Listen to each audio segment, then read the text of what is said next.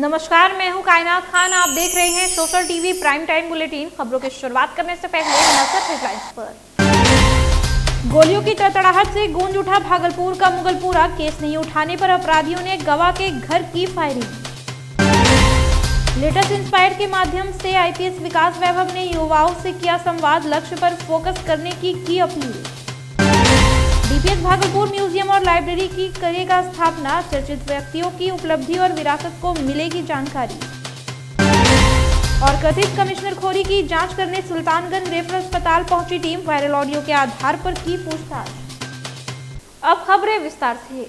भागलपुर के मुगलपुरा में अपराधियों ने मोहम्मद आरिफ खान के घर पर ताबड़तोड़ फायरिंग की, जिसमें आरिफ के पुत्र और पत्नी बाल बाल बच गईं। आपको बता दें कि मोहम्मद आरिफ की पुत्री काजल की हत्या पिछले वर्ष जुलाई में अपराधियों ने कर दी थी। आरिफ उस मामले में गवाह है और उन्हें लगातार धमकियां मिल रही हैं। परिजनों के अनुसार रविवार को मोहम्मद आरिफ के घर पर मोहम्मद इमरान और मोहम्मद मुर्गा बाइक से पहुंचे और फायरिंग शुरू कर दी। अपराधियों द्वारा केस उठाने को लेकर परिजनों पर दबाव बनाया गया और जान से मारने की धमकी दी गई। पीड़ित ने मुख्यमंत्री और डीजीपी से अपने परिवार की जानमाल की सुरक्षा की मांग की है। पीड़ित के बयान पर स्थानीय थाने में दोनों के खिलाफ मामला दर्ज कर लिया गया है। गोली चलाया, ऐसे कई बार गोली चल चुका है सर। एक बार मेरे दामाद को भी हटपलाश कर दिया इन लोगों ने मार के। आईपीएस विकास वैभव अपने काम के कारण युवाओं के बीच हमेशा एक चर्चा का विषय रहे हैं। मुहिम के जरिए वे बिहार के युवाओं को राज्य के लिए कुछ करने और सोचने के लिए प्रेरित कर रहे हैं। आईपीएस विकास वैभव गरीब और वंचित परिवारों से आने वाले बच्चों को मुफ्त में आईआईटी और नीट परीक्षा की तैयारी करवा रहे हैं। रविवार को उन्होंने एक ऐसे ही निःशुल्क कोचिंग सेंटर का उद्घाटन श्री रावतमल नोपानी छात्रावास में संकल्प 40 के तहत किया गया। युवाओं के साथ संवाद करते हुए आईजी और गृह विभाग के विशेष सचिव विकास वैभव ने लक्ष्य हासिल करने का मूल मंत्र दिया। उन्होंने युवाओं से कहा कि जाति धर्म से आगे बढ़कर अपने लक्ष्य पर विशेष फोकस करने की अपील की। पहले अपने सोच को सकारात्मक में बदले, फिर गांव और जिला, फिर अपने बिहार को मजबूत करे, तभी देश का विकास हो पाएगा। मंच संचालन ओपी सिंह ने किया, जबकि कार्यक्रम में अंशु सिंह, डॉक्टर अजय सिंह, समाजसेवी सुमन सिंह, गौतम यादव, आलोक कुमार, संतोष कुमार के अलावे लेटेस्ट इंस्पायर के अधिकारी व कार्यकर्ता मौजूद थे। शौर्य की भूमि रही है, उद्यमिता की भूमि रही है। मैं अभी भागलपुर में हूँ, जो चंपा और विक्रमशिला की भूमि रही है। जब मार्ग नहीं थे, साधन नहीं थे, संचार के माध्यम नहीं थे, प्रौद्योगिकी विकसित नहीं थी, तब भी हमारे पूर्वजों में ये क्षमता थी कि अखंड भारत के साम्राज्य का निर्माण कर सकते थे। लॉन्च हो पाई है, तो इसलिए हो पाई है क्योंकि समाज के लोग सहयोग करने के लिए आ रहे हैं। आज श्री रावतमल नोपानी छात्रावास में भागलपुर वेलफेयर सोसाइटी, जागृति चैरिटेबल ट्रस्ट के सहयोग से ही ये संभव हो पाया है कि टेक्नो पॉइंट ने शिक्षा की जिम्मेदारी ली है और ऐसे 40 बच्चों को चयन कर रहे हैं, जिसमें 15 ऑलरेडी चयनित हैं। बिहार गौरव सम्मान के बाद डीपीएस में भागलपुर की संस्कृति और समृद्धि को सहेजने के लिए क्लब फॉर डायलॉग की भी शुरुआत की गई है। यह क्लब भागलपुर के गौरवशाली इतिहास को जानने एवं समझने के लिए युवा वर्ग को प्रेरित करेगा। इसमें भागलपुर के चर्चित व्यक्तियों की उपलब्धि और विरासत की जानकारियां इकट्ठा कर प्रदर्शित किया जाएगा। डीपीएस के वाइस चेयरमैन राजेश कुमार श्रीवास्तव ने कहा कि आज के समय में ऐतिहासिक, सांस्कृतिक पृष्ठभूमि और पुरातत्व के दृष्टिकोण से काफी बदलाव आया है और इस पर शोध करने की आवश्यकता है।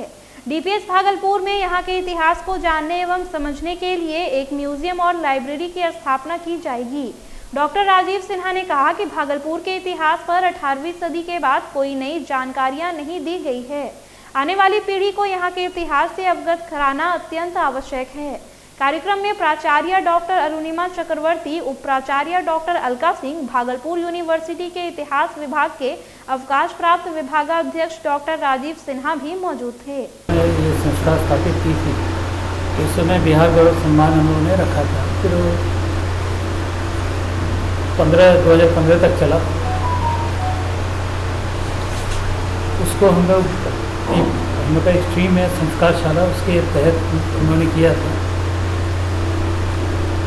थोड़ा उसमें और जोड़ते हुए हम लोग प्रयास कर रहे हैं कि भागलपुर के इतिहास को भी जोड़ा जाए।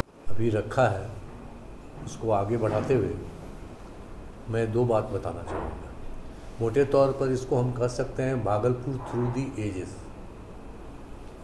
एंशिएंट हो, मेडिवल हो, मॉडर्न हो, अब यूज बाइफर्केशन में हम नहीं जा रहे हैं।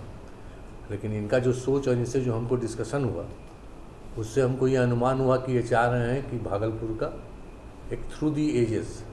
सुल्तानगंज रेफरल अस्पताल में कथित कमीशन खोरी मामले में सिविल सर्जन के आदेश पर 4 सदस्यीय टीम अस्पताल पहुंची और जांच पड़ताल की। टीम ने ACMO doctor Anjana Kumari, doctor Dinanath, DIO doctor Manoj Chaudhary, manager Vikas Kumar से वायरल ऑडियो के बारे में पूछताछ की। एसीएमओ डॉक्टर अंजना कुमारी ने बताया कि कमीशन खोरी मामले में वायरल ऑडियो के आधार पर एक्सपर्ट जांच कर रहे हैं और दोषियों को बख्शा नहीं जाएगा। जांच टीम में प्रशासनिक अधिकारी के साथ स्थानीय जनप्रतिनिधि भी शामिल थे। वहीं अस्पताल में राष्ट्रीय बाल स्वास्थ्य कार्यक्रम के ड्राइवर कुमार सागर रवकेश कुमार ने कहा कि निष्पक्ष जांच नहीं होती है तो हम लोग न्यायालय की शरण में जाएंगे। इसमें निष्पक्ष जांच अगर नहीं हुआ इसको लेकर हम न्यायालय तक ही ले जाएंगे। क्या जांच से संतुष्ट हैं आप? ना, निष्पक्ष जांच नहीं हुआ। क्या बातें हुई? निष्पक्ष जांच नहीं होगा तो हम लोग हाईकोर्ट का दरवाजा न्यायालय का शरण में जाएंगे। रविवार को आयोजित होने वाली बीपीएससी की परीक्षा भागलपुर के अंतर्गत 55 केंद्रों में शांतिपूर्ण संपन्न हो गई, जिसमें 27,000 अभ्यर्थी शामिल हुए। कड़ी सुरक्षा के बीच छात्रों को हॉल में एंट्री दी गई और प्रत्येक केंद्र पर दंडाधिकारी प्रतिनियुक्त थे।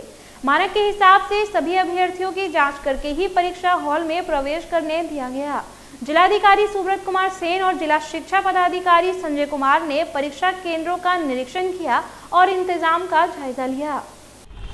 बिहार लोक सेवा आयोग की परीक्षा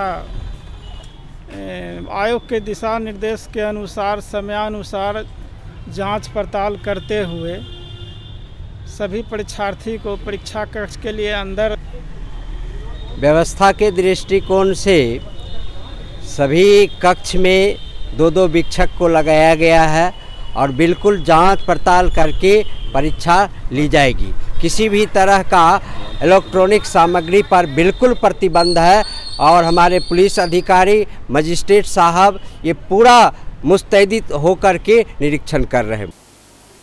मर्जी के खिलाफ शादी कराने पर बांका जिले के रमचुआ की सीमा कुमारी ने शनिवार को भागलपुर कोर्ट कंपाउंड स्थित शिव मंदिर में अपने प्रेमी के साथ शादी रचा ली। बिना तामझाम की इस शादी का दूल्हा था बांका जिले का ही खजूरी का छोटू कुमार।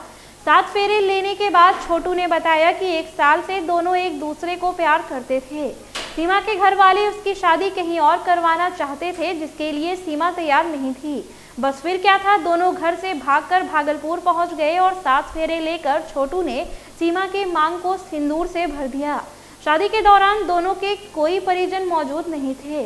कुमार क्या कर रहे हो? शादी कर रहे हैं। तो दोनों क्या करते थे? दोनों आपस में प्रेम था? हाँ। कब से था? 1 साल पहले से। शहरवासियों को जल संकट से निजात दिलाने के लिए समाज सेवी विजय कुमार यादव लगातार सक्रिय हैं। कई दिनों से भागलपुर पूर्वी रेलवे स्टेशन परिसर के आसपास के दुकानदार, रिक्शा चालक और राहगीर जल संकट से जूझ रहे थे। युवा समाज सेवी विजय कुमार यादव ने उनकी परेशानी का ख्याल रखते हुए यहां अपने निजी खर्चे से बोरिंग करवाया। भागलपुर पूर्वी रेलवे स्टेशन परिसर के श्री श्री 108 चिंताहरणेश्वर मंदिर में बोरिंग के साथ प्याऊ का शुभारंभ युवा समाज सेवी विजय कुमार यादव ने किया।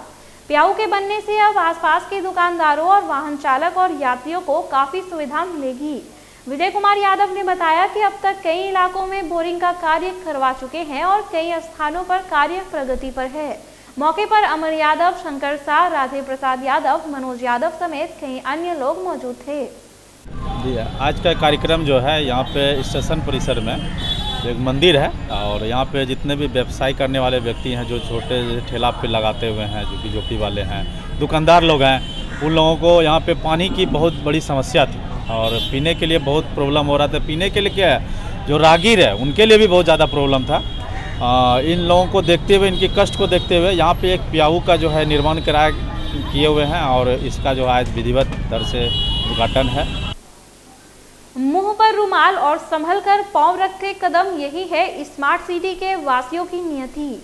यह नज़ारा भागलपुर के वारसलीगंज मोहल्ले का है, जहां नाले का पानी 20 सड़क पर बह रहा है।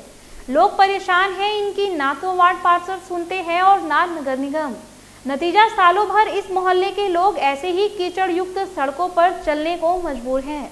बारिश में तो मोहल्ले की स्थिति और भयावह हो जाती है। नाले का पानी कई घरों में घुस जाता है, जिससे कई प्रकार की बीमारी फैलने लगती है। मोहल्ले वालों का कहना है कि इसकी कई बार शिकायत संबंधित अधिकारी से की गई, लेकिन अब तक आश्वासन के सिवा कुछ नहीं मिला। हम लोग गंदगी में जाते हैं, तबीयत खराब हो जाएगा। और ये जो है समाज में बहुत गंदगी चल रहा है, नाला का पानी रोड पे आ रहा है, इसको दूर कीजिए। देख रहा है, दुनिया भी तमाशा देख रहा है, ग्रामीण भी, मोहल्ला वाला भी, पब्लिक जा रहा है कादे में, उसको कोई चिंता नहीं। फिलहाल खबरों में इतना ही। अब मुझे दीजिए इजाजत। नमस्कार।